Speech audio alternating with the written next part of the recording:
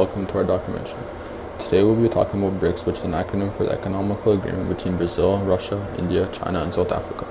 These 5 countries all have emerging economies, making this agreement a very important one, as between these 5 countries, who together make up around 42% of the world's population, 23% of the GDP, 30% of the territory, and 18% of the world's global trade. Brics started in 2006, with talks first starting, later turning into meetings in 2009. 2011, BRIC turned into Brics as South Africa joined, which was the start of the 5 country agreement. Throughout the first almost 10 years since Brics came together, they've came up with sectoral corporations in many different areas like technology, science, and health, to name a few. Brics has made it a huge fight to fight transnational crime.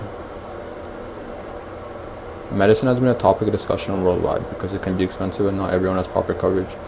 Brics will help upgrade and make needed benefits like healthcare more readily available to the citizens within these 5 countries.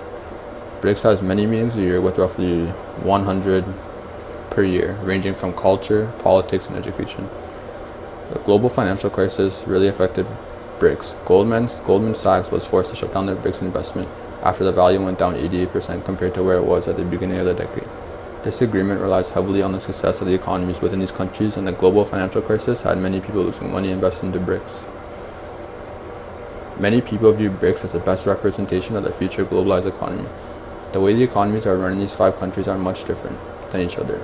Though China and India are two of the world's biggest supply chains globally, while Russia and Brazil and South Africa rely more on the sale of natural resources.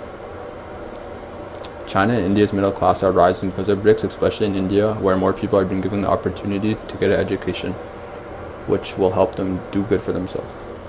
At the same time, Brazil has been positively impacted because social programs, mostly around financial windfall, have helped bring almost 30 million Brazilians out of poverty. This has also brought out the middle classes in Russia and South Africa by growing their exports of natural gas, minerals, and oil, to name a few. This gives more opportunity to the middle class workers to make ends meet and overall boost the country's economy.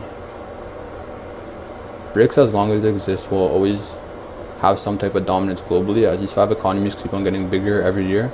But from an outsider's view, this could be because these countries have much different labor laws than we do. Like, people don't have to work for the same minimum wage like us. In China, it's much lower. So you see young kids working, and the rates of pay are much different than in Western culture. A report that Goldman Sachs published claimed that by 2050, Brics may become larger than the G7 when using USD as a measurement. This shows how the future of Brics is strong and these economies continue to thrive, although the recent events around COVID-19 will really hurt China's economy. In 2003, Goldman Sachs were the creators of the name BRIC and published about BRIC before it was even officially talked, which started in 2006. All of these countries tend to have a higher level of corruption, mostly politically, but it goes beyond that. Also, the main goal of BRICS is to build a better global economy after having 5 countries together. Together, this agreement has increased trade between its members, but it also shown that how reliant the BRICS countries have become on China.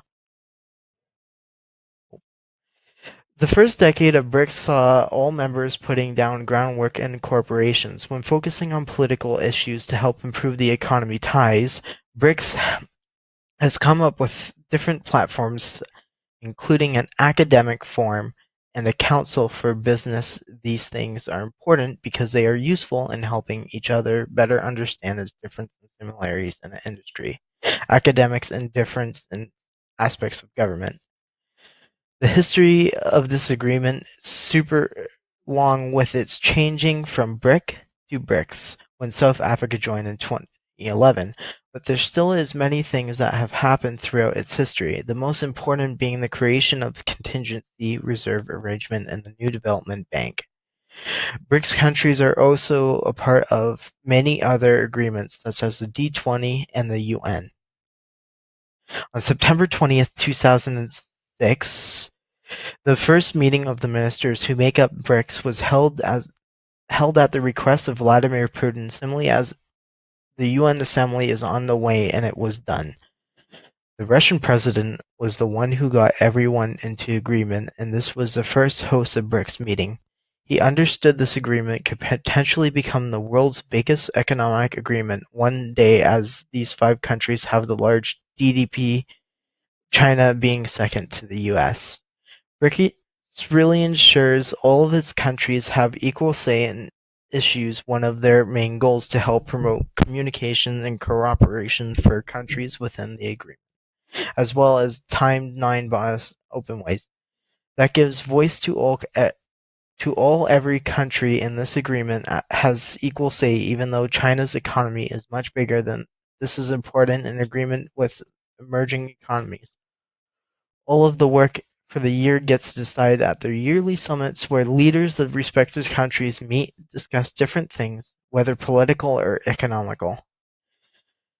China is the world's largest and biggest economy, and only falls in behind America, whose day might catch up due to potential trade war. This agreement helps China eventually pass the USA for largest economy because China will be exporting the most to these countries within. We will only see in how big this agreement will get over the next decades because some think it will one day be as big as the G20 or G7, but only time will tell.